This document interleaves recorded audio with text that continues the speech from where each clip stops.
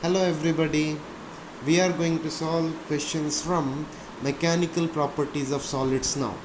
So first question, which one of the following is not a unit of Young's modulus? So Young's modulus Y is equal to stress divided by strain. That is nothing but F by A divided by delta L by L. So it is Newton per meter square is the SI unit. Dyne per centimeter square is also one more unit. Megapascal, Pascal, Newton per meter square is also represented by Pascal. So megapascal is also one more unit. So option A is correct for first question, which is not the unit. Second question, my dear students, which of the following substance has highest elasticity? Greater the value of Young's modulus of the substance, higher is the elasticity. Out of given substance, steel has greater Young's modulus. So steel has more highest elasticity. So option 2 is correct. Third question. According to third question, the following four wires of length L and radius R made of same material.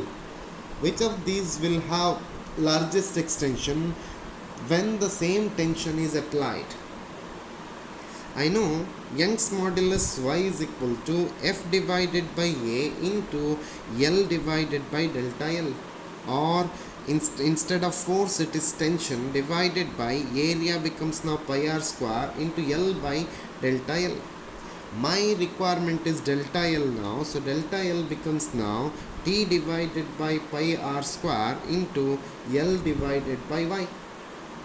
So four wires are made up of same material, therefore Young's modulus is same and tension and Y are same, so I can say that delta L, which is now directly proportional to L by R square. So L by R square is maximum for the wire which is having the length of about 100 centimeter and R is equal to 0.2 millimeter, 0.2 millimeter. So option for third question is A. Option for third question is A. Fourth question, my dear students, the ratio of hydraulic stress to corresponding strain is known as, it is nothing but bulk modulus. So option A is correct for fourth question. Option A is correct for fourth question. Fifth question, a spring is stretched by applying a load to its free end. The strain produced in the spring is, spring is, it is longitudinal and shearing strain. It is now longitudinal or shearing strain. For fifth question, option C is correct. For fifth question, option C is correct. We will go to sixth question, my dear students. Sixth question says that Young's modulus is defined as the ratio of Y is equal to now F by A divided by delta L divided by L. It is nothing but tensile stress divided by longitudinal strain. So for sixth question, option D is correct. Sixth question, option D is correct.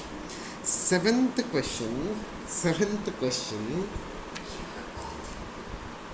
two wires A and B are stretched by same load. If the area of cross section of the wire is double that of B, then the stress on B is, so for A and B, same weight is applied.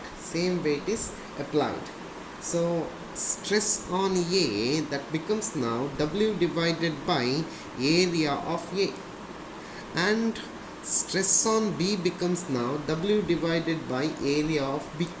So I can say that stress of B divided by stress of A, which is equal to area of A divided by area of B.